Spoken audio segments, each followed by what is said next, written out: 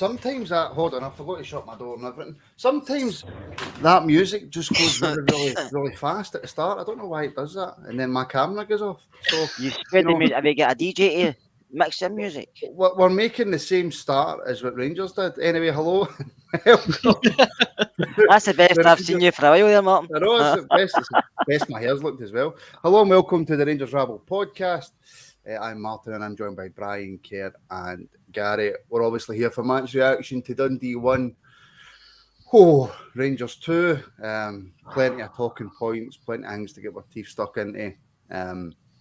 But Kerr, Yes. 5 minutes to go in that game, I was not smiling, laughing and happy.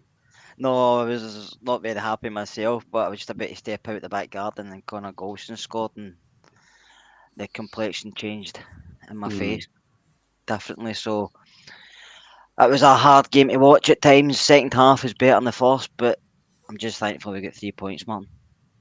I know, listen, Brian, it's all about the 3 points, but man, that was close. It's happening a lot these days. We're turning in these turgid performances away from home. But yeah, that first half was truly abysmal. Truly abysmal. Thank God for the subs that came on and made the difference. Well, yeah. First half, Gary, abysmal. Brian's right. There was nothing.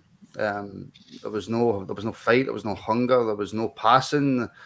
We didn't really trouble the goalkeeper. We couldn't even score for a penalty. It was just horrendous.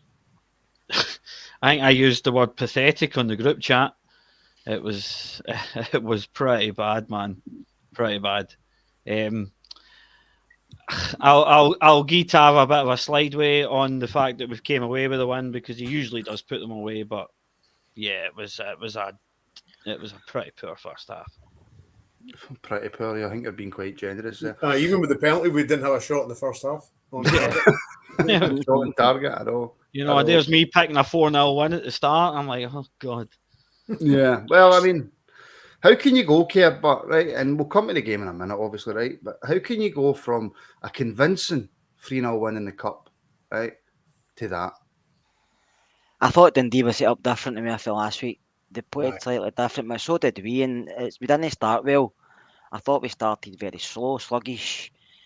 I don't know if it was after last week's performance, we just thought we were going to win. We expected to win without actually putting any effort in. And I think you've seen that in the first half. Dundee weren't great. Most of the problems we were causing ourselves. And we had a lot of possession, but we weren't doing anything with it. Dundee scored a goal, which was a good goal from their point of view, but you can look at a few different things with us. It was poor defensively from the middle to the back, but we just didn't get a grip in midfield. I thought Sands, he does a job, Sands, but going forward's not his forte. I thought Lundstrom was okay. I thought Ramsey was trying to get involved. Scott Arfield still trying to figure out where the ball is just now, and he was taken off earlier on. I thought we weren't great at all. I thought Morelos wasn't holding it up. Kent was running into blind alleys. We weren't. Bassey and Tav weren't getting fought. I didn't think we were great. Dundee knew we were kind of weak at the back through Helander because he's not been playing great. So it could only get better in the second half, but we were all panicking. Aye, panicking is an understatement. Brian, something you touched on before we started, and Battle Fever here saying that one of our channel members can't keep playing like that till the end of the season. We've said a few times, you know, and I think as football fans and as people who do podcasts and all that, I think it's the law that you contradict yourself, right? It's just the law because as football fans, we do, you know, in one hand we're saying that's what champions do, you know, you're not playing well, you get that late goal, you win. But on the other hand, you're saying, you know, there's not many games to go in the league, we can't keep playing like that. No. I mean, as I said before we started, it's happened a lot recently that we've really struggled. You know, sometimes, we've dropped points in certain cases, but a lot of the times we've even, you know, bottom of the league teams, we've really struggled to just, you know, even look convincing. You know, you don't mind winning if you look half decent, but I mean, it's just happening far too often, as I said before, that we're struggling to get past these teams, and it's doing my head in. Literally. Can we use the excuse, Gary, of the Europa League? Is that a fair excuse to say, look, the players had a big game on Thursday, put a lot of energy in, so you're not going to get, that high tempo performance? Or can we not even look anywhere near that and go, look, it was Dundee, they were bottom of the table, and we made that look really difficult? I'm thinking that it's Dundee bottom of the table, and we did make that look very fucking difficult today. Very difficult. We played Dundee last week after playing Braga. No, not Braga. Not Braga, sorry, Braga. Belgrade. And no, was it not Bucharest? Was it not Bucharest? No, it was Belgrade, Gary. Yes. Yeah, Martin's away again because he's talking nonsense. And we beat them 3. We beat them 3-0, and then went to Belgrade on Thursday, and we come out here, and it was just really slow and sluggish, and every pass was nearly behind the man for about 60 minutes, and it was really, really poor for a long spells of that game. Really, really, really poor. Really. Sorry, my cat was like trying to get to me there. Try to sound like Alex Ferguson. Very poor. I know. We were very proud. Very proud we got the points in the end. I must admit. I hope Alex Ferguson's not watching this. I've heard you make subscribe right enough, you never know. You never know. Right, let's talk about it. Elephant in the room. I think loads of people have got different opinions on it. Brian, a game of toilet rolls, tennis balls, and sprinklers. Look, we start the game. There's a protest about this Australia friendly, which I think every Rangers fan that I've seen online that I've spoke to is against it. I'm certainly against it. Yeah. And I don't mean that in any disrespectful way to all the Rangers supporters out there in Australia. I get that argument, but I'm completely against it. We start with the protest of the toilet rolls getting thrown on the park. We go 1-0 down, and then tennis balls come on the park. What's your thoughts? Well, I think it was that bad, to be fair. Well, we can't very well turn around when they do it and then kind of okay it when we do it. We criticised them when they did it. I think it was away to Livingston or whatever they did. I don't mind them doing it once during the game. That's, fine. But to continually do it, it's just... At the end of the day, that could have cost us the 3 points today. Because there was the one at the start of the second half as well. And, that could have came back to bite us because there was 7 minutes added on, which, well... It's unsurprising when somebody's needing a goal against us for 7 minutes, but I mean, it could have cost us at the end there. You're not really that bothered about it, Kerr, are you? The one that started second half, to be fair, I shouldn't have done, but if for looking at the protest for the way we played during the game, then I think we're grabbing at straws, to be fair. I mean, a lot of teams protest around the world. I mean, I think it was the other week, Birmingham City fans were throwing dildos in the park. Maybe a better option than throwing tennis balls, to be fair, but it's just the thing the fans are going to do. Obviously, it's been planned because you see the amount of stuff that come on the pitch. So, at the start of the game, do it, and then that's it. But if you're thinking that's caused us conceding a goal, then I don't agree with that because I think conceding a goal is nothing to do with towel receipts, toilet rolls, tennis balls, whatever. I think it's just pure defending. But the one at the start of the second half, I agree with Brian. I wouldn't have done that because I think a lot of time get added on because of that. But if fans are going to do it, they're going to do it. I don't know do it at Ibrox as much as well at away games because it's probably easier to throw at away games because they're closer to the pitch.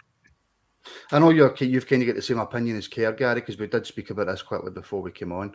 But when your team is 1-0 down so early on in the game, is it really a good idea to start throwing stuff on the pitch? Could you not just let the players get on with it? Even protest at half-time or whatever. I'm not against protests in any way, shape or form. And the board need to hear what the fans think. Absolutely they do.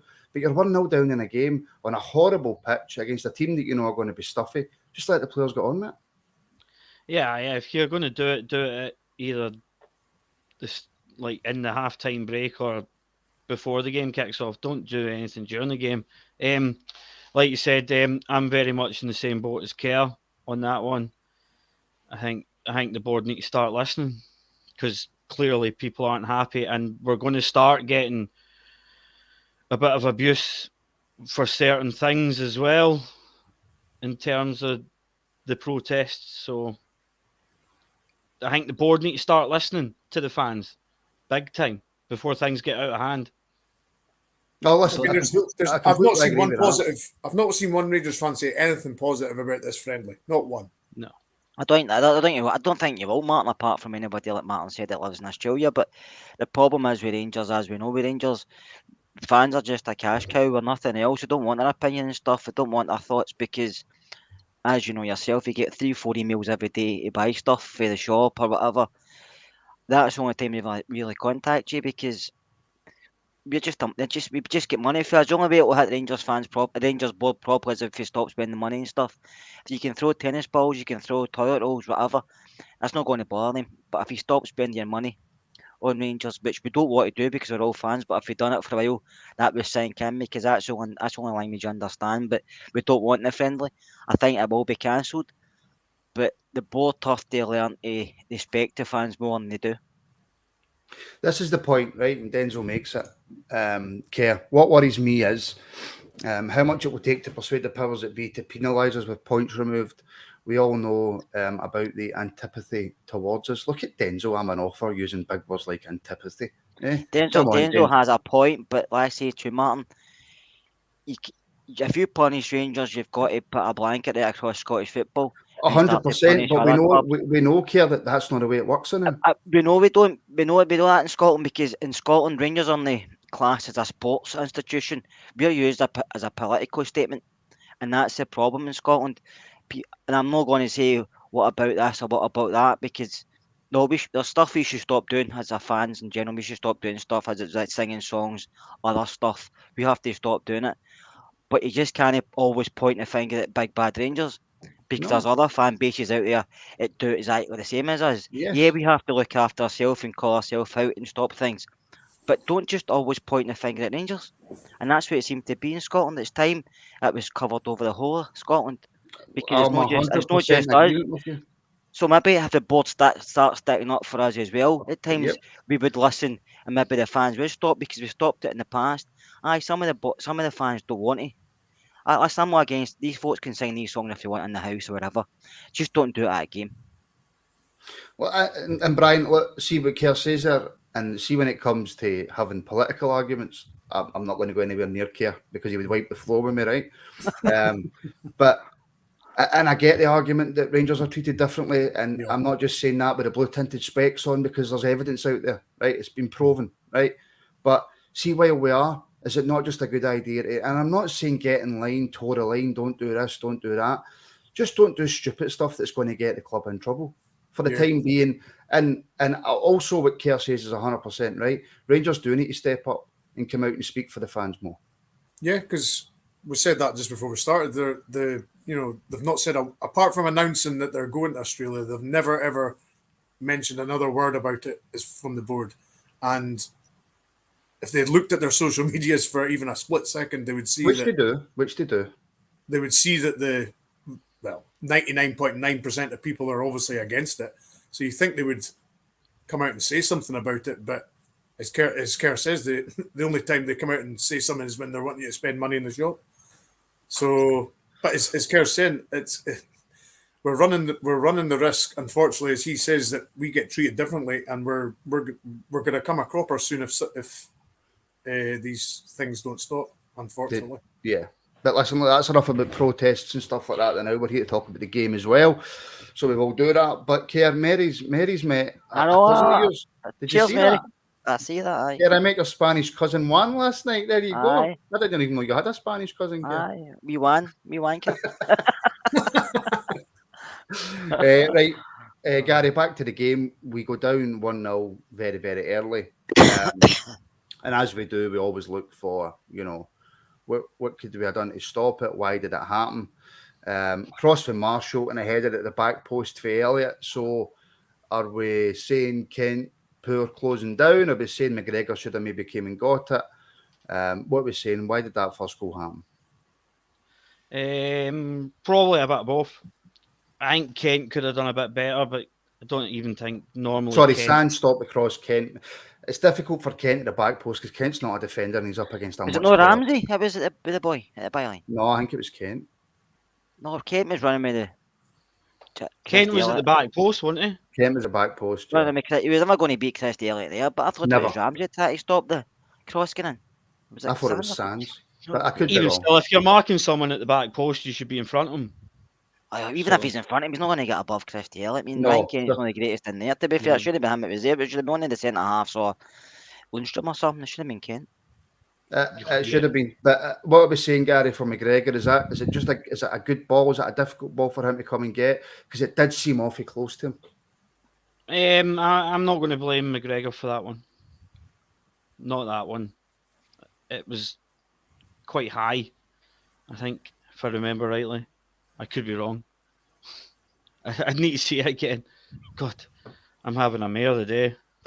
It's all right, we can't see you, don't worry about it. Brian, what about yourself for the first goal? I don't understand how this is cloudy because I look fine. I'm just watching back the goal, and it was Ramsey that was closing down the cross. There you go. Kerr was right, as ever. So he should have closed that down. I mean, the boy was just about out of the byline, so he should have easily stopped that cross coming in, definitely. And Kent was at the back post. I mean, what he's doing away back there, I have no idea. What about McGregor, Brian? I think it was. I think it's harsh on McGregor. Yeah, I mean, it was one of those ones that he was probably at his front post waiting for the sort of quick ball, and it's looped over the top of him. So he's probably gambled and thought it was coming at the front post, and it's went over the top of him, unfortunately. That first half as well, Kerr. Are we taking a look at the defence? What we're saying, because Dundee started, and this is for the team bottom of the league. Dundee started well. They were putting us under pressure. The defence was at 5s and 6s, not even 6s and 7s.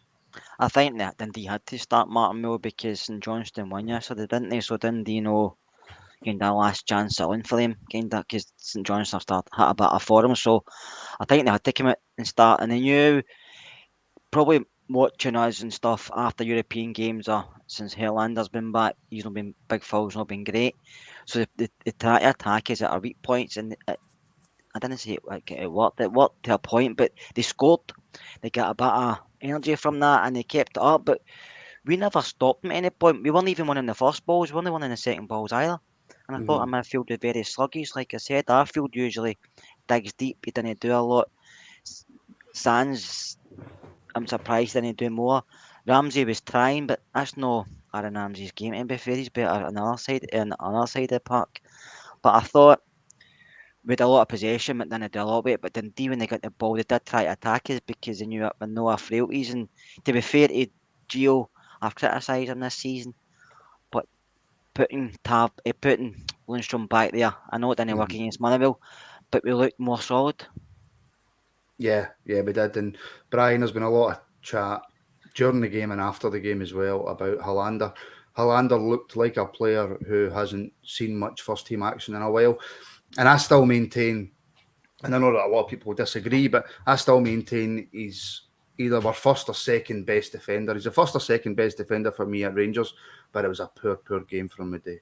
Yeah, he's sadly lacking match minutes in him. I do think penalty box defending wise, he's the best. He gets an awful lot of headers, blocks. He's very effective in that areas, but don't ask him to move. I mean, I've seen slugs move quicker. But usually, Brian, his positional sense is brilliant. That's what I'm saying. Yeah, I mean, positionally wise, he's usually very good, but as you said, he's short of match minutes. I wouldn't say he's lacking any confidence, but he's certainly a bit wary than what he normally is.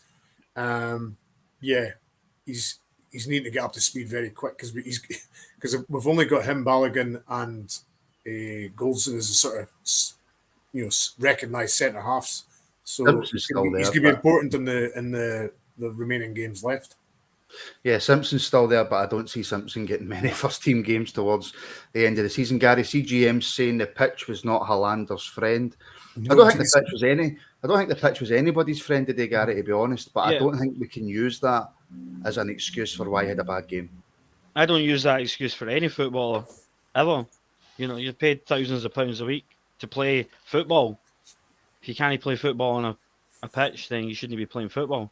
But I said last week after the Dundee game that I thought Hollander was miles off the pace, and I got slated in the comments for it. And I think So you're today going to say he had a good game this weekend? no, no, I'm not. I just think he's the way his play that he plays is he needs the match sharpness, and he's not going to get the match sharpness he needs for what we need at this stage of the season. If this was like November, then we could get him the games that he could. But I don't think we'll see Hollander very much more, and he'll get pre-season and then back for next season. That's a point, Keir. But the issue is, do we have that availability of centre backs to be able to say, for example, Balogun, right? You'll play in the 3 games against Celtic and the 2 or 4 games in Europe. Can we realistically listen? Connor Goldson's a machine. Connor Goldson could play probably every day, for the rest of his life. But can we say that to Balogun? Probably not, because he's injury record. But you've got Lundstrom who can play there at a push, or you can play a back 3, or you've got Bassey who can slot in there. So I don't think we're struggling. We're not the strongest at our position at this moment, but I don't think we're struggling. I think we're still get players there that can fit in a position. My problem is when we've got a lot of possession, Mark, we need to be more clinical. We're not clinical enough. People say, why can you do it in Europe? But no, in the league, it's totally different football. Playing in European football to the SPL. When Europe teams come out as and go as, and we've got players that can hit them on the break, or score it, and can punish other teams. And in the league, it's totally different. You're playing sometimes against a wall of 9 shots facing you. Do you know what I mean? It's hard to break down, doesn't matter who you are. So I think we just have to take every game as it comes. I'm quite happy with this break coming up, because I think some of the players need a break. Like you say, probably Tav and Goldson could play tomorrow again, but I think a lot of them need a break. And I'm just hoping there's a good few pull out international duties. I kind of agreed with, was it CGM or Crown Muncher saying about you're used to playing on bowling greens and then you go on tatty fields.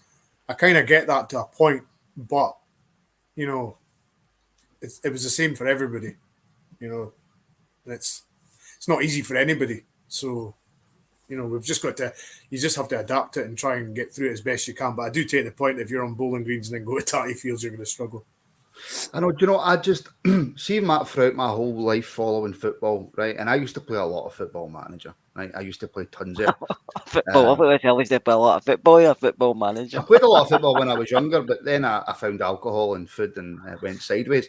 But I played a lot of Football Manager. Keir, you've been in the game. You know the game well. I go to work Monday to Friday. Right. I work 8 or 10 hours a day or whatever it is. I need to go Monday to Friday, and you need to keep up some level of performance, otherwise you lose your job. How can players not play 2, 3, 4 games a week without being tired or needing a rest? I know this is completely off topic, and I apologise to everybody. We'll get back to the game in a minute. But it's always confused me how, oh my God, he's played 60 games this year. I worked like 300 days last year, 320 days last year. So why do these players need rests? Because it's a physically demanding sport, and you're not going to play the same day. You're not going to play the same way every time you play. It's like any sport you go out and play. If it's physically demanding, basketball, ice hockey, football, you're only as good as your last game, as people say. And it's hard for players. A lot of people think if you play midweek Saturday, that's fine. But I think sometimes it's harder doing that, because you need training sessions. Because sometimes you just need to work on what you're lacking, or work on what you're making mistakes at and stuff like that. And football's a totally different thing for working 95 or whatever, because the pressure's more. I'm not saying the pressure's more, because obviously when you're working you've got bills to pay and everything else, but the pressure's different, if you know what I mean. And it doesn't matter if you're paid £1 or played 100 grand a week, it's still hard. I mean, I coach young kids. It was the same with them. Some weeks we get boys playing really well, and then the next week, the midweek games we play, the boys were rotten. So it's very hard to put your finger on it, and it's just down to each individual, Martin. Like we said earlier, Tav and Goldson could probably do it, but you get players like Morelos who might not be able to do it. Arfield not be able to do it. Everybody's physique's different. Everybody's energy's different. The way they train's different. I think it's just one of the things you're never going to people to pinpoint. So money doesn't come into it. Money's just a wage they get. Money, it doesn't matter, like I said, if you paid £1 or 100 grand. It's not going to change what guys can give you. I'd play for 20 grand or 25 grand a year or whatever it is. I'd play 5 days a week for Rangers care. But there you go, that's just me. But your performance would be different every day. I wouldn't make it out of my bed the next day. That's what I could. Right, back to the game, Brian. Darren Stewart, channel member. We lost the first half in midfield, backwards and sideways at walking pace. We can't keep starting games like that. Better teams will put the game out of sight before we get started. I think that's a fair comment, Brian. Yeah. As I say, there was no fluidity. There was no passing. There was just nothing in the first half. It just completely passed us by, and we just tried to launch things over the top, going away from what we're good at. Intricate passing. But I'll go back to the point that I realised that the pitch didn't probably play to our strengths. But I mean, we've definitely. I expected us to come out quite quick today, but the very opposite happened. The very opposite. Channel member again. Is that Davy Brand? Has he changed his name? Because it looks like his picture. Because that's a nightmare to say. NMIL 1642. That's a nightmare. Mind and smash that like button, troops. I've not said troops for years, but there you go. If you're watching on YouTube, please do like and subscribe. We had press access to the B team game yesterday. It was really good. It was brilliant. So go and check out our Academy review that we done yesterday. If you're watching on Facebook, please do like and share. And of course, if you're watching on Twitter, please do like and retweet. We've got a wee competition now running on Twitter that I think you might like. So head over to @RangersRabble on Twitter and check it out. So yeah, please help support the channel. Gary, we got a penalty. First of all, for you, was it a penalty? I didn't think it was a penalty. I thought it was very, very, very soft. Like, I wasn't even saying penalty when it came in, so no way was it a penalty for me. For me, when it happened, I said penalty. I just seen the tug on the jersey and I seen penalty. So why is a tug on the jersey in the box not a penalty? I think the lot probably was a penalty, but I think sometimes the referee just has to make his own decision. I didn't think it was a penalty either. You've seen I would never sometimes even given a where free kick pulling- in the halfway line for that. I thought Morelos pulled him slightly at the start and then he pulled Morelos back, but I was happy when he gave it. Don't get me wrong. I know we never scored it, but I was happy when he gave it. But if I was given against Rangers, I'd have been raging. Very, very quickly, Curry Muncher. Do you even break a quick walk at your job, Martin? Pro football is tad physically demanding. I'll have you know, see when it's lunchtime, I go at the clappers. Curry, First in the queue for the food. The pie fucking. You should see him at a buffet, Curry. Brian, for me, it was a penalty. Soft, but a penalty. What about yourself? As Scott said, if that was given against me, I'd be absolutely livid. Absolutely livid. I watched the replays a few times that struggle to see much going on. But yeah, as Scott says, if that was given against me, I'd be absolutely livid. But I was happy we got it. But no, I wouldn't have been happy if it was given against us. No. The fact he gave the penalty, Brian, and CGM makes a point here. Does he need to send him off? Because he's made no attempt to play the ball. And I know that the rules change now. If it's the last man and you make an attempt to play the ball, it's not a red card. But if he's gave that penalty, should that have been a sending off? Well, if he's give the penalty because was it a genuine goal scoring opportunity? Do you think? Was Morelos getting to the ball? I don't know. Well, if he's not there, then he's by himself. No, I don't think Morelos was getting to it. I don't think he was getting to it. It was over the top of him, wasn't it? Aye. But So, Well, I suppose if the ball came down to him and he was going to swing a boot at it, then you could say, yeah, fair enough. Maybe probably even VAR wouldn't be able to tell you if it was a penalty or not because it's one of the ones everybody thinks different. I suppose. Dweezil, I had a feeling Tav was due to miss a penalty. I just always think we're going to miss. That's just my go-to response. I don't watch every time you get a penalties. penalty. I always walk into the kitchen and wait to hear the cheer, and I didn't hear a cheer, and I went, he's missed it. I just turn my back and wait on the dog to bark. He has hit them high the last few. There's always a chance of going over the bar today. Gary, yes, Tav misses a penalty. Are we going to start jumping on the get Tav off penalties bandwagon? No, absolutely not. He's hit a couple of good penalties recently, and okay, he's leaned back maybe that wee bit too much today, and it's went over the bar. I'm not going to say if we hadn't got the win that I might be thinking a bit differently, but yeah, I'm going to let him off with that one. Aye, I know it's one of those, Karen. If the game finishes, if we lose or draw, I think there's maybe a bit of a different reaction to Tav missing.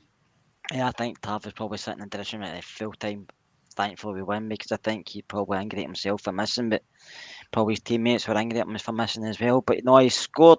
Listen, everybody misses penalties, doesn't matter who you are. I mean, I've watched Salah miss a few penalties for Liverpool in the past, so, and he's probably one of the best players in the world right now. So everybody he's good, Salah, but he's no Tav. Everybody misses penalties, but you keep him on them because he is confident at taking them. Some players aren't confident at taking them, Martin, but Tav seems to be confident. So if you're confident enough, just let him take it. If he misses another couple after this, then I might change my mind. But he's confident. He walks up with confidence. Some players don't like taking penalties just in case they do miss, but doesn't seem to bother Tav. Well, Lauren Smith's saying, look, rotate the penalty taking. Who else can take one? I just think. Roof, yeah, Roof. I just think. Everybody's going to miss penalties, and I just think Tav's so lethal from penalties that he missed one today, he's missed a few in the past, but you look at the big ones he scored against Dortmund and big games. I just you don't change it. You don't Gallant Pioneer, keep Tav on pens. I agree with that as well. So yeah, everybody misses one, but at least today we got away with it. Brian, half time comes. What are you thinking? How's the mindset? Because mine was just to switch my phone off, to be honest. The mindset was this is a massive 45 minutes in the end of the season. It's a massive team talk at half time. I expected subs, and they came, and it was. Was it the right subs?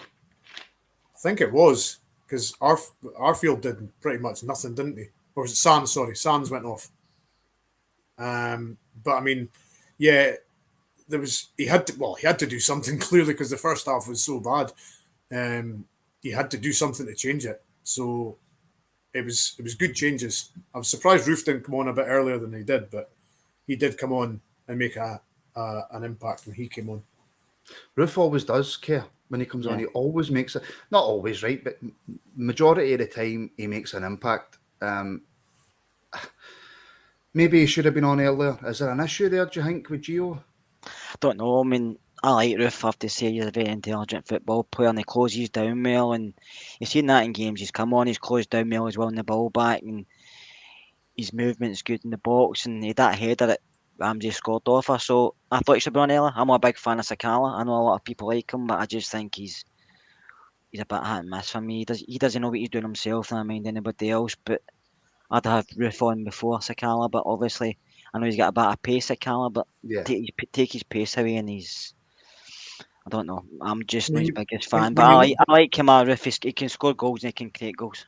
Yeah, I mean, when you look back at the European game that I think was how many minutes was it, and we subbed somebody, or we changed the formation. Sorry, so he wasn't shy in changing. I know subs are different, but he changed the formation after about 5-10 minutes in a European game. So he's not shy in making sort of difficult decisions. So, I mean, obviously everybody must see what we're seeing. So, Nice. Oh, Sands didn't he come off at half time? It was Arfield and Arfield, yeah. Arfield was that good, Brian. Did you notice he was playing? Can I just say, right, since I've started this podcast, right, we've had a few regulars who normally watch, right, quite a few regulars, and I'm thankful for that. And we've got plenty of new people tuning in as well. Now, Care. Yes. And I mean this with all the sincerity that one man does. Is Curry Muncher a prick? I'm not going to answer that, Martin, because we're live and Curry Muncher's not done anything to me, so I'm not going to reply. Well, this season is affecting you, Martin. That hairline is receding faster than the tide at Portobello Beach. I don't think that's very fair, Curry. And by the way, Curry, is he wrong? I mean, that's not the point I'm making, Keir. If he's 6'2", and built like a brick shithouse, then I apologise for my comment. But if he's the same height as me, Curry, you're a prick. That's all I'm going to say on the fact. That's all I'm going to say. I'll apologise for Martin Curry Muncher. don't apologise until I see him. Don't apologise until I see him. Sakala, Gary, I don't like criticising people and saying, they're not good enough, they're not going to cut it, when I've not really seen enough from him yet. But he was poor when he came on. His decision making was poor. Yeah, I'm a fan of Sakala. I quite like him. I think I said on the preview that I would have probably started him. He gets, my biggest gripe about him is he gets caught offside quite a lot. But I still like him, and he's fast. And I think today we were missing a lot of pace, especially when the ball got forward. And I like him a lot. I do, and I'm not going to slate him because I do like him, and I think there's a player there. There's definitely a player there. Kerr, Sakala is the ultimate headless chicken. Is that fair? I just think he's very raw. So I do. I This just whole think raw he thing, has get. He has get. I know that, Gary. But I just think he does. He's got something there, but I don't think he knows what it is. And I kind something put a comment there. He's either offside or smiling. And I think that kind of nails him, doesn't it? Yeah, but you're not going to get it out of him unless you play him. His legs are too quick for his brain. That's his problem. Well, I know that John Walker watched him a lot because John Walker does the stuff, for the Scots abroad, and he's seen a bit of him in was it the Belgian league? I'm going to make myself look stupid now. But John seems to believe that he's a centre forward. He's not a winger, Brian. John's always said that, isn't he? He's not a right winger or left winger. He's a centre forward. So, well, he's not getting that position, is he? So, he looked quite good when he came on the left last week, rather than the right. I was about to say if you are going to play him, I would prefer to play him on the left rather than the right, because at least he can cut inside and have a shot. But I mean, every time he's on the right, it's just he blurs the ball across the for a cross. He doesn't give strikers much of a chance to get on the end of it. It's just it hits so hard, Can I just say, obviously, Curry Muncher, I was joking. You're not a prick. I don't like to call our subscribers and the people that keep the pod going pricks. I was joking. Mamo's back on the pod, gentlemen, and Salah La loses the ball too easily. I don't know who Salah La is. I shouldn't bother. You have to ask her that. I'll text her now, right? I can only imagine, Kerr, that she's talking about Sakala. He does lose the ball too easy, but I don't know if it's just that old romantic in me that thinks he gives everything when he's on the pitch. He does, he's just spot on, and he does give everything, but sometimes that's not enough. And I think if we want to have a better side, he might not be in it in the future, because I think we'll have to get Brett this season, end of the season, we'll have to rebuild. And I don't know if he'll be part of the ongoing rebuild. I could be wrong. He could play the rest of the game this season, prove me totally wrong, and that's fine if he does that. But I just think we need better. And we've got a question in from Craig Stewart. Brian, what was your thoughts on Alfredo today? Very poor. I don't think he was at his sparkling best, Brian, but I also don't think he was fully fit. No, because there was one point, as I said to you before we started, he ran down the right-hand side. And his normal running style or whatever it is, he just didn't look normal. He was struggling. He just didn't have much pace about him. So, yeah, it looked as though he was definitely carrying a form of injury, or because he had ice on his thigh at the end of the game. So, he obviously wasn't 100% fit. So, yeah. Is that ice on the thigh, Gary, though, that, it's an ice on the thigh, he's not 100% fit, so Colombia, you just stay away? Just wink, wink, nudge, nudge, get him out of that squad, please. Thank you. That's pretty much it, isn't it, Gary? Let's be honest. We'll not give them any indication to think otherwise. I mean, Kerr, we can't. It's hard to be critical of Alfie because he is so integral to the team, and 9 times out of 10 he gives you brilliant performances. So, I mean, I don't think it would be beyond the realms of stupidity to say, for lack of a better term, because that makes absolutely no sense, to say that it was just an off game for him. Everybody has off days, Martin. But the thing about Morelos is in the team sheeting on the park. he makes space for us, because obviously teams think he's a threat, know he's a threat. So even if he's not playing well, he still creates space by his runs, and because he's well marked. So I would always have him in the team, even if he's going through a bad spell, because he's really important to the way we play. I know, and we're getting quite a lot of the comments, Brian. Look, Roof should have started. Hindsight's 2020. It's great. Yeah. But if you're saying to me it's the last game of the season, Rangers need to win. Rangers win the league, and you can either start Morelos or Roof. You're starting Morelos. Oh, absolutely. I mean, Morelos is the number one striker, and that's not going to change anytime soon.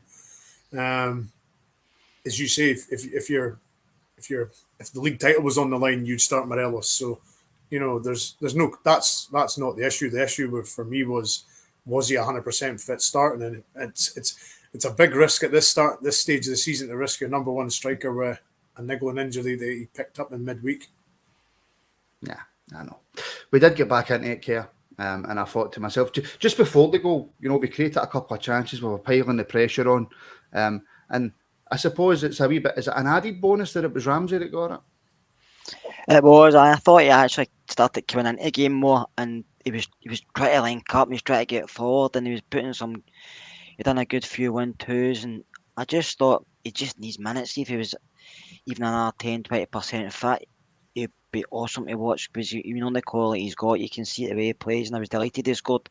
Might give him a wee extra bit of oomph when the next plays, because I think he's just, I'm not saying he's a missing piece, but he's just that extra wee bit that sometimes you need to get something in a game. But you can't. There's a great ball in for Tala, I have to say. Fantastic. But Roof got on it well, and he's unlucky not to score. And that's just what Ramsey does. He reads the game well, and he makes the run into the box, and he come off in his right place. And for a minute, I thought he's going to be offside, or the ref's going to say he handled it in, but he never. And I was delighted we got the goal. But before that goal happened, you said, Mark, we were playing well. But we actually upped our game a bit. We were passing the ball a bit quicker. We were getting forward a bit quicker. We weren't doing the lazy balls and side to side. We were actually passing ball forward and making runs by players. Even like if Kent was running with the ball, Bassey was getting by him. He might not get the ball, Bassey, but he's dragging the defenders away. So we're opening the pitch up a bit. We weren't doing that earlier on, but we started doing it, and that's why we started creating stuff. Just before Ramsey scored, Gary, should he have scored? He had a diving header in the kind of 6-yard box into the ground. Keeper does well to save it. It's a good save, but should Ramsey score? It's a good save. I was struggling there for a minute to remember that, and then I've just remembered that I actually went to the wee man. That's a fucking cracking save. Yeah. So no, that's a good save by the keeper. You agree with that, Brian? You putting that down a good save? Yeah, because I think he did everything right. Ramsey, he headed it down, it bounced first. So you're always told that keep the ball, head the ball down when you're heading towards the goal. So I think Ramsey did everything right. I think, as Gary says, it was just a really good save. I sat there and I distinctly remember just turning to the wee man and went, "That's a fucking really good save." What age is the wee man? 14. Had to think about that. Ah, well, that's all right then. Now you're allowed to swear. I think it probably, if you ask Aaron Ramsey, he'll be disappointed, because I think he wanted it in the corner more. But I know I've been sagging Sakala, but Gallant by name makes a good point. Sakala put in a really good ball for Ramsey to go in the ender, but I think it was just a wee bit more in the corner. It was a goal, but the goalie, it was a good height for the goalie, wasn't it? Just above him. It wasn't like you say, Kerr. It wasn't in the corner. It's one of the ones that, what is that, an inch either side, and maybe that's in. It was a goalkeeper save for a 40, wasn't it? It was a 40 save. I kind of felt like their goalkeeper Brian was doing that. Look, he had a couple of really, really good saves, but there was other times he was coming out for crosses and doing Superman dives to punch out the road. Oh, he was coming out with Hollywood punches and diving around, and I thought, settle down, mate. But I mean, no, he had a couple of really good saves. One against Ramsey, I think. I'm trying to remember the other one. Was there not one not long after that he saved as well? But yeah, this is why you take notes, gentlemen. I know, but I mean, he actually made the saves he made. You weren't quite expecting, but at the same time you were, if you know what I mean. Like the Ramsey one, when you headed it, you thought, oh, that's a goal, and then he saves it. But when you see the replays, it wasn't quite in the corner, such and such. So, but no, he made 2 or 3 really good saves. Well, Denzel again makes a point. The fitter Ramsey gets, the more he should start. I think he's coming onto a game care.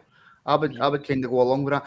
It still looks as if he's a bit stiff and struggling a wee bit to get up to speed with the game. But you can see there, obviously, the undoubted talent. A fit Aaron Ramsey is miles ahead of anybody else in Scotland, but he could be key, couldn't he? I think he's in the Welsh squad, isn't he? So maybe if he plays a cut of games for Wales or plays one game, it's going to give him more minutes in his legs. If you just hope he comes back and he's still fit. That's my only worry about Aaron Ramsey. Because a fit Aaron Ramsey playing every week for Juventus when he'd been at Rangers, I think he only came in because he was came through a bad spell. So if he goes away with Wales and plays, that's good in a sense where he gets more minutes into his legs. But hopefully he comes back fit and ready to go, because the fitter he is, the more he offers our team, and offensively we'll look stronger because what he can offer late runs into the box, creating goals, scoring goals. I think they've said in the past, though, that Wales treat Ramsey completely different from the rest of the Wales squad because they know how injury prone he is, so they manage him very well. Yeah. So I think it's the same with Bale. Hopefully that'll work to our advantage. Hopefully that'll work to our advantage in the international break. Imagine having 2 players, Ramsey and Bale, at that quality, who are just so injury prone. It's actually. I don't have a lot of time for Wales after they beat Scotland 2-1, but I'm coming round to it now that Ramsey's part of the squad. Now, Denzel Merrick is one of Scotland's, top selling offers, right? His books have been bought millions of times, loads of sales on his audiobooks, and yet he's still not a member of the YouTube channel.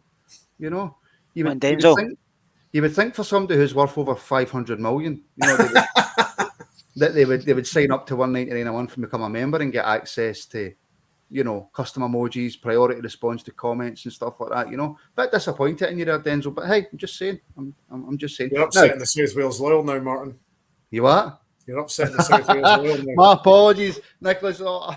Get a grip.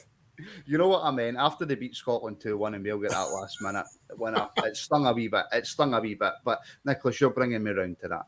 The South Wales loyal. I can't even speak now. The South Wales loyal are very disappointed in you. My apologies. I'm going to take a wee trip into the South Wales loyal. I'll buy you that, and we'll make it. We'll make it all even. Now, Gary, I have seen many attempts in a football game to disrupt the flow, stop the game, go down, pretend you're injured. The ball boys don't throw the ball back. I don't think I've ever seen the sprinklers come on during the game. Nope. I don't think I've ever seen the sprinklers come on in a game either. That was a bit strange. Can he put that one down to the Masons anyway? That's for sure. You never know, Gary. Well, yeah. Well, they'll find a way to find it out, aren't they? The sprinklers were about an hour and a half late because that pitch looked harder than concrete. But it's awfully suspicious, Brian, that with 15 minutes to go, drawing 1-1, on comes the sprinklers. Yeah. Nothing surprises you when we're trying to win a game and there's sprinklers coming on and stuff like that. Nothing surprises you at all. Did you see the goal coming, Keir? Did you see the winner coming? This team haven't exactly proven that they can score late winners. Done it against Aberdeen a couple weeks ago, and we've done it today. So the tide hopefully has changed, but I was worried. I was hoping, but I was worried. I was pacing across the living room and hanging the washing out and coming back in, watching a bit, and then going back out, hanging the washing it. So I wasn't. I was watching the telly with one eye basically because I was in at the back, through the back door. Like I say, I was just heading back out the back garden, and Connor scored, and I was jumping about nuts, and the dog started barking. But apart from that, no, I wasn't worried, Martin. No. I was shaking myself. I'm not going to lie to you. I was shaking myself. I think somebody said in the comments earlier, screaming for 7 minutes. Sorry, Denzel. Yes. Sorry, there was somebody saying in the comments earlier that when it was 1-1, they were screaming for about 5 or 6 minutes injury time, and then we scored. They were wanting the full time whistle at 90 minutes. Yeah. And by the way, just on the goal, Brian, I mean, Connor Goldson should really score more than what he does, shouldn't he? Because that is an excellent finish. I mean, he had one in the first half where he sort of swung it round and just put it past the post. So he should be scoring more. But I mean, that was a great finish for a centre half. Just because it would have been very easy for him just to try and just smash it as hard as he can. But he just sort of, I wouldn't say chipped it, but he sort of caressed it over the goalie, and instead of just blasting it like we all thought he would. So it was a really good finish for a centre half. And I think, Gary, I celebrate goals, right? I don't tend to over-celebrate. I'm not an over-celebrator. I'm kind of a, yeah, and then done, right? And then I move on. I celebrated that one a wee bit longer than I probably should have. I definitely did. I think my cat's still on the ceiling after that one. I watched the replay again, and Goldson was playing as though he was a fucking centre attacking midfielder. Because he took the ball before it, didn't he, if I remember rightly? Well, he dummied it for Roof. He dummied it. And then he got in the box. Like, what's he doing up there? And then boom, there we go. That's it. Over and done with. Great finish. Happy days. Now we don't need to slate them as much as we usually do. He's getting his eye in for the goals, though, isn't he? Yeah. Definitely. And he probably should score. He probably should score more than what he does. But Well, I think someone I heard say on a commentary that I watched that he used to be a striker in training when he was younger. When he was a youth player. He used to be a striker. Care that Connor Goldson goal, did that save the title challenge? Basically, I think if 6 points been too much, or 4 points, whatever, if it been too much to claw back, we can all talk about Celtic not being great at that, but they're winning domestic games very easily, and they don't look like drop men, whereas we've been struggling in domestic football the last few games, so I think it keeps it going. We all know it's going to be a big April, and if they didn't score that goal at the end there, it would have been a middle April, not a big April, because I don't think the league would have been in reach, but we've got big games coming up in the next 4 or 5 weeks, and we need to win them. But like I said earlier, we don't look back in performances. When you win, we get 3 points. You don't, especially at this time of year. You just need to go over the line. And about Connor Goldson, I thought Connor was probably their best player today, because even in the first half, he was trying to get forward. He was always making runs, and a lot of time he was on the right side trying to get the ball in there. I just thought he played really well today, and I like Connor, and I still think he'll stay, Martin. I know a lot of folk don't, but I still think he'll stay at Rangers for next season. But no, I was happy with the points today. It wasn't a great performance, but we got there, and we've not been getting there in some other games we've played this bad, but that's the last couple of games Aberdeen in today. We've not played great, but we've got 6 points, so maybe this team's got a wee bit of more bottle than some people think. Well, listen, let's hope they prove everybody wrong. But, Graham's saying I felt confident we'd got all 3 points after the equaliser. Brian, I felt confident we'd get the 3 points for about 5 or 10 minutes after the equaliser, and then it just seemed to go stale again, and then I had no hope. The only good thing that was going for us was the pressure was relentless in their last third. They couldn't get rid of it. Every time they'd sort of did boot it away, the centre half or Lundstrom would collect it and redistribute it, and it was. I felt as though we'd always get a chance or a couple of chances. Whether we'd take them, that was the other thing. But I always felt we were going to get 1 or 2 more really, really good chances. And the last person I expected it to fall to was Connor Goldson, but thankfully he had the composure to do what he did. I know. And look, I'll come to you for your man of the matches in a minute. Everybody in the comments, get your man of the match in, because it'll be interesting to see the day. Is it Goldson? Is it Lundstrom? Because I thought Lundstrom again was excellent today, but we talk about Lundstrom every week. He's just so important to that team. Ryan Jack got a rest, which was obviously probably was important going into these international. That's probably the only bonus. Yeah. Today, Jack didn't play. Yeah, that's probably a massive bonus that we managed to get it with. That game today just shows you how important Jack is. And look, we could talk here for another hour. But Gary, it's now a break. Some of the players have got time to rest. How are you feeling now? Look, we've had the kind of first wee spell under Gio in the league. Dropped some points here and there. We've picked up some victories here and there. We're still in Europe. We're still in the cup. But just focusing on the league, how confident are you after what you've seen so far that we can still go on and win it? 95% confident. 95? Yeah, 95. I think the Ibrox one's the big one, because if we can pull it back to leveling points there, they've obviously got the goal difference advantage. we need to start being a lot more clinical. You know, we should be putting teams like Dundee away. I'm confident, and players like Jack's now. Well, unfortunately he's away again with the Scotland squad, but we've got players that will get another, like Hollander, that'll have another week's training with the squad again. We can get more players fitter, and the squad will start to look a lot better rather than the actual 11. Good point. Keir, you still confident? 50-50, Martin. That was a good podcast answer there. Keir. That was a great podcast answer. There you go. I'm more hopeful, more confident. I think the 3 points to me is a big. I know it's only 3 points, but it's a big gap because we've got a lot of other football to play with Europe and the Scottish Cup, and I just feel it's maybe just too far. But today's 3 points keeps us in the hunt. But I've not got a great feeling. But I've told you that about 4 weeks ago. I didn't have a great feeling.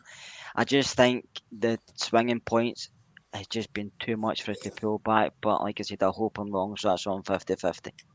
Listen, you can only be brutally honest. Brian? I didn't have a good feeling in 2005, and look what happened. So, But this is the now, one this thing is now 2022. I know. But the thing that does concern me is the goal difference. I mean, I think we're something like 14 I think we just need to forget about the goal difference now. Aye. That's an extra point. Yeah, It's 4 points. It's not 3 points. Yeah, but it's basically classed as an extra point, isn't it? Because Yeah. if whoever's got the higher goal difference is top of the league. So, but as Scott says, the 3rd of April's the monster game. If we win that, it's game on. I know, and look, we'll preview that, right? And I don't want to go into it because, my whole point was the match reactions were meant to last a wee half an hour, 35 minutes tops, a wee nice reaction to the game. Then we can all go on and get on with our Sundays. We're now 57 minutes in because Keir doesn't shut up. So it's all Keir's fault. But that Old Firm coming up, Keir, very quickly, please. We need to win that. Celtic can afford to draw it. Aye, there's no doubt. We have to win the 2 games against Celtic. Probably the 3 games if you look at the cup, but we need to beat them twice in the league. We can't do anything else. Other games don't matter. We need to beat Celtic twice in the league. If we draw any of them, the league's done, in my opinion. So we basically have to win every game we play in the league. We can't afford to drop any points at all. So we just have to take a game at a time, starting with the 3rd, which will be very difficult because Celtic are playing well domestically. I'm not going to say they're fabulous, but they're a good side domestically. They've got a lot of confidence in the way they play. They score a lot of goals, and they've already beat us, so they're going to come to Ibrox confident. So we have to basically take every game individually, but starting with Celtic. And we know we can beat them as well, but they also beat us recently, so they can beat us. So it will be interesting the way we start because, I say, they're confident in scoring goals, but we just have to look after ourselves and don't think about them. Just play the way Rangers can play, not the way we have been playing at times. It's going to be a monumental game. 21 points up for grabs. 21 points. Yeah, and we have to get 21 out of 21. Yeah. So, Brian, your man of the match today? Goldson. I would say purely look, Gary's video has fixed itself just as we're about to finish. Look at that. Yeah. You might be smear for the camera. I think Goldson purely for his endeavour in the second half. Pushing himself forward, making a nuisance of himself, and just that finish. I mean, as I said before, it's a marvellous finish for a centre half. You don't expect that because they usually blast it over the bar or wide or miss it or something. But it was a great bit of composure for him to just chip it over the goalie. Just say a very quick hello to brand new channel member Davey Reid. Davey, how you doing? Denzel, that's how it's done. Welcome along, Davey. Thank you for joining up. Gary, your man in the match? Goldson. I thought done his job all right, and his initiative to stay up there and be up there for when the ball fell on for the goal. So Goldson for me. Keir, you've already told me, haven't you? And I forgot. No, I've not told you who my man in the match. Have you not told me yet? All right, who's your man in the match, Hollander? Yeah, Goldson was very good, and so was Lundstrom. I want to get to Ramsey just for the fact I thought a lot of things we did well, attacking wise, he was involved in, and he scored the equalizer. and I want him to get better in the Rangers shirt. So I'm giving it to Aaron Ramsey. But I agree with GMMY cricket. That's mental. that- Some of the names. That's the way we are. We're a European side because that's the way Stephen Gerrard's built us up, and the team's Yeah. not changed much since Gio's 100%. come in.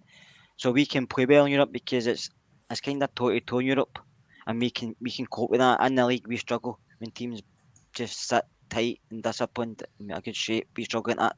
Celtic don't, but in Europe, Celtic struggle because they can't go toe to toe with other teams. That's a difference. So that's how I'm 50-50 with the league because So they're what probably you're more saying is confident in the we league. are the better team.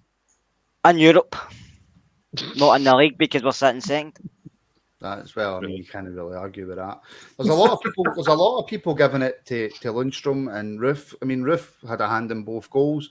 You know, so it's one of the ones. But I think you've got to kind of give it to Goldson. I think that's probably the fair shout. Right, everybody. I'm not sure if we'll be back on Tuesday. We probably will. But I was kind of hoping to give the guys a wee bit of rest. Brian, have you got any updates on your Walters Way series? When's that coming back? We had I think we had work commitments, and I think John wasn't very well last week, so I hope John's getting better. But we'll be back next week, I think, and we'll maybe try and pile in a couple of episodes just to get through the international break. Maybe do a couple of episodes a week just to see. Hopefully we're all fitting well, and we'll try and get through 2 episodes a week just to get by this international period. Right, well, I tell you what, if there is enough content to speak about with regards to Rangers, then I will certainly put out a podcast on Tuesday. If you want a podcast on Tuesday after this is finished live, come back into it, stick in the comments, Geezer Pod on Tuesday, you dick. There you go. It's as easy as that. That's all you need to say. You don't need to put in your dick. On Tuesday, Martin, you dick. Martin, your dick. Aye, I suppose you want to make sure you're aiming it towards me. Or you could just say I fancy a pod on Tuesday. If there's enough content, we will certainly bring it back. If not, I'm hoping to get a Walters Way out next week as well. And then we'll obviously be back in time. Best of the rest tomorrow, I think. Best of the rest. Is that he's doing that tomorrow? Because nobody's told me. I think so. Well, Right, Tell you what, I watched Sky Sports News this morning. There was some absolute belters scored in the Scottish League this weekend. Yeah. Well, I'm trying to get this wrapped up, Gary and Kerr, so thanks very much for that. So yes, hopefully we'll get best of the rest back tomorrow. I'll speak to Jamie, hopefully that's out. Get a wee Walters Way out there. And we'll try and keep you entertained throughout the international break. We'll be back, obviously, to preview the Old Firm and stuff like that. So we will speak to you very, very soon. Thank you, everybody, for watching. Please like and subscribe and share and let people know all about the podcast. It's brilliant. The numbers are going up and up and up. And like you see with the Academy stuff now, you know, we're starting to get a wee bit of recognition off the Rangers, all because you guys watch the pod. So that's greatly appreciated. Yes, Tuesday goes a pod on Tuesday, Geezer Pod on Tuesday. I'm going to take that as. So yeah, everybody, thank you so much for watching, and we will speak to you again very, very soon.